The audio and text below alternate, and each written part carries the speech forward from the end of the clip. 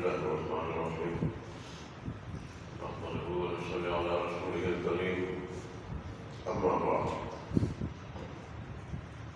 وعن مالك قال بلغني أنه قيل للقمان الحكيم ما بلغ بكمال را يعني الحزن قال الصدق الحديث وأداء الأمانة وترك ما لا يعنيه رواه في الموطأ.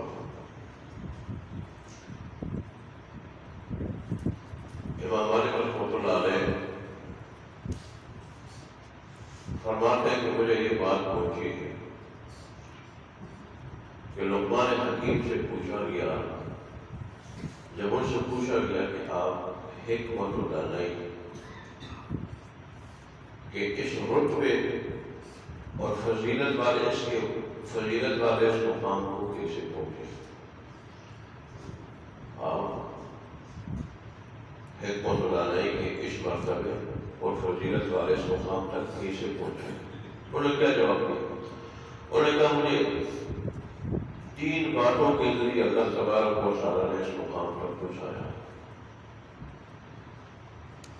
میں نے آپ کو پہلے بھی بتایا تھا، جب بھی کسی علاقے میں جاتے بڑی دنیا جب ہوتی تھی، اور دنیا یہ کہتی کہ لقمان حکیم کی باتیں سننے کی ہوتی۔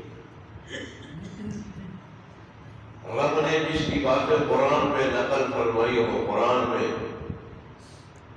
جس بندے کی غیر نبی ہوگی لیکن ولایت کے اس مقام تک پہنچا ہو، حقیقت میں چرواہا ہو کر، ایک سیاہ فام غلام ہو کر، مگر بدلے کیسے؟ انبیاء کی صحبت سے۔ آج کل ہم ایک لوگوں کی صحبت میں نہیں جاتے، اس میں نے اس دن بتایا تھا کہ 1000 انبیاء کی خدمت بھی کی اور ان سے علم حاصل کیا، فیض حاصل کیا، تو لہذا انبیاء کی صحبت کا تو بڑا اثر ہوتا ہے۔ انبیاء کا صحبت یافتہ تو صحابی کہلاتا، تو اپنے حضور کے صحابہ کو دیکھیں، وہ تقویٰ اور پرہیزگاری، وہ زہد عبادت، نیک کرداری کے کس مقام پہ فائز تھے، دنیا سے کس قدر بے رغبت تھے، اور آخرت میں کس طرح رغبت رکھنے والے تھے، تو ایسے ان کو بھی 1000 انبیاء کی صحبت ملی۔ حضرت ایوب علیہ السلام کے دور کے ان کے بانجے یا خاندان ہیں، اس صحبت کا یہ نتیجہ ہوا کہ یہ کہتا ہے کہ میں نے 3 باتیں اپنائی، 3 باتیں، اور ان 3 باتوں کی وجہ سے اللہ تبارک و تعالیٰ نے مجھے یہ مقام عطا کیا۔ جیسے رسول اللہ صلی اللہ علیہ وسلم فرماتے ہیں کہ ہماری زبان، ہمارا ہر عضو یہ اللہ تبارک و تعالیٰ کے قبضے قدرت میں ہے۔ جو آدمی 4 دن تک تکبیر اللہ کے ساتھ خالص اللہ کی رضا کے لیے، اللہ کی صلاح کے لیے نماز بھی پڑھے اور ہر کام کرے اللہ کی رضا کے لیے 40 دن تک، تو اللہ تبارک و تعالیٰ ایسے آدمی کی زبان پر حکمت و دانائی کے چشمے، حکمت و دانائی کی باتوں کے چشمے جاری کر دیتا ہے، پھر وہ ایسی حکیمانہ باتیں کہنا شروع کر دیتا ہے کہ دور دور سے دنیا آتی ہے سننے کے لیے۔ شاہ اسماعیل شہید رحمۃ اللہ علیہ بڑے مخلص تھے، اللہ والے تھے، ان کو بھی اللہ نے یہ مرتبہ عطا کیا تھا، تو وہ جب تقریر کرتے 3 گھنٹے ان کی تقریر ہوتی تھی، 3 گھنٹے، اور 3 گھنٹے دور دور سے دنیا آ کے بہت بڑا مجمع ہو کے ایسے غور سے مجمع ہو باتیں سنتا، گویا کہ سروں پہ پرندے بیٹھے ہوئے ہیں، ایسے غور سے۔ ایک مرتبہ ایک آدمی دیر سے آیا، اس وقت پہنچا کہ شاہ اسماعیل شہید رحمۃ اللہ علیہ وعظ کر کے سیڑھیوں سے اتر رہے تھے، واقعی افسوس ہے کہ نشار صاحب آج جو آپ کے بیان سے میں محروم ہو گیا. انہوں نے وہاں کھڑے کھڑے پھر ایک آدمی کے لیے 3 گھنٹے تقریر دوبارہ کی. ایک آدمی کے لیے آپ نے 3 گھنٹے تقریر دوبارہ دہرائی. تو برجستہ کہنے لگے کہ پہلے بھی ایک کے لیے کی تھی اور اب بھی ایک کے لیے کی.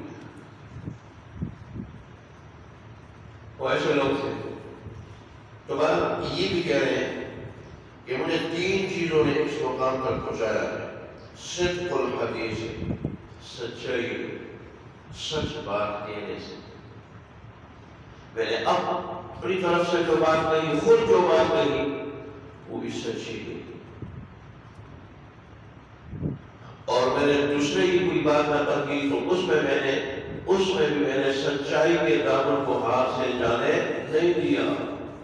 خود بات کہی تو سچی، دوسرے کی بات نقل کی تو سچائی کے ساتھ. ہمیشہ سچ بول کر اللہ نے مجھے یہ مقام دیا. ایک سچ بولنا. دوسری چیز وَأَدَاءُ الْأَمَانَةِ، امانت کی ادائیگی. امانت کی ادائیگی. کوئی مالی معاملہ ہو یا خیری معاملہ، اس میں نے ہمیشہ امانت و دیانت سے کام کیا ہے. امانت و دیانت سے. اور دوسری چیز تو یہ ہو گئی. تیسری چیز وَتَرْكُ مَا لَا يَعْنِي، بے فائدہ اور بے مقصد باتوں سے میں نے اپنے آپ کو بچایا. وہ بات جس میں نے دنیا کا کوئی فائدہ تھا اور خصوصاً آخرت کا، خصوصاً اللہ اور اس کے رسول کے نزدیک اور نیک لوگ، اللہ اور اس کے رسول کے غلام فرمان بردار نیک لوگوں کے نزدیک ہمیشہ فائدہ دنیا سے بڑھ کر آخرت کا سامنے رہتا ہے. تو میں نے ایسی بات جس میں نے دنیا کا کوئی فائدہ تھا اور خصوصاً آخرت تھا، اور اس میں دنیاوی زندگی کا مقصد متعلق نہیں تھا اس سے. دنیاوی زندگی کا مقصد یعنی عملی زندگی کا اس سے تعلق نہیں تھا. رب کی طرف سے وہ بات فرض نہیں تھی، واجب نہیں تھی، سنت نہیں تھی، مستحب نہیں تھی، اس سے آخرت نہیں بن رہی تھی. ایسی بات کو میں نے ہمیشہ چھوڑا. لا یعنی بے مقصد اور بے فائدہ باتوں کو میں نے ہمیشہ چھوڑا. تو ان 3 باتوں کی وجہ سے اللہ نے مجھے حکمت الدانی کہ یہ مقام عطا کیا. اور مجھے اللہ تبارک و تعالی نے میری زبان پہ ایسی باتیں جاری کی کہ اب دنیا مجھے سننے کے لیے آتی ہے. اور ان 3 باتوں میں آج مسلمان جو ہے وہ کیا ہے، بہت پیچھے ہیں. بلکہ آج تو جھوٹ بولنا فیشن بن گیا. میرے بڑی عمر کے آدمی کو، میرے بھتیجے لڑکے اسکول پڑھتے تھے، تو پرنسپل کا ایک اسکول تھا، وہ بڑی عمر کا تھا، بوڑھا تھا، بالکل قبر کے دانے تھے. وہ مجھے کہنے لگا کہ میں رمضان میں بہت کم جھوٹ بولتا ہوں. بولے رمضان میں بولتا ہوں لیکن کم بولتا ہوں، اور غیر رمضان میں بہت زیادہ بولتا ہوں. سب کو یہی ہوا، ایک جھوٹ بولے اور پھر جھوٹ بولنے پہ فخر کرے، جھوٹ بولنا فیشن بن جائے، تو ظاہر ہے اس آدمی کی زبان سے پھر گالیاں نکلے گی. وہ گالی کہ جس سے بعض روایتوں میں آتا ہے، بعض روایتوں میں سنت میں شکا لے کر میں آتا ہے کہ ایک مرتبہ گالی دینے سے خچر جتنا بڑا بچھو بن جاتا ہے قبر میں. اور یہ تو صحیح حدیث میں آتا ہے کہ سباب المسلم فسوق، صحیح حدیث میں بخاری مسلم وغیرہ میں کہ مسلمان کو گالیاں دینا یہ فسق ہے، گناہ ہے، اللہ کی بغاوت ہے. یہ تو ہے. دوسرے کی دل آزاری ہے، تو اس کی زبان سے کوئی ایسی باتیں نکلے گی. والدین کی دل آزاری ہوگی، بیوی کی دل آزاری ہوگی، پڑوسی کی دل آزاری ہوگی، مسلمان بھائی کی دل آزاری ہوگی. جب ہم میں یہ 3 صفتیں نہیں ہوئی. اور شارحین نے لکھا ہے، اس سے پتہ چلا کہ حکمت و دانائی کے لیے یہ اللہ جس کو حکمت العلئی سے نوازے اس کے لیے سب سے اعلیٰ دو ہی چیزیں ہیں، ایک راز بازی اور دوسری چیز نیک کرداری، نیک کرداری۔ اللہ تبارک و تعالیٰ ہمیں نصیب فرمائے، ہمیں اللہ تبارک و تعالیٰ عمل کرنے کی توفیق عطا فرمائے۔ اصل تو عمل ہے۔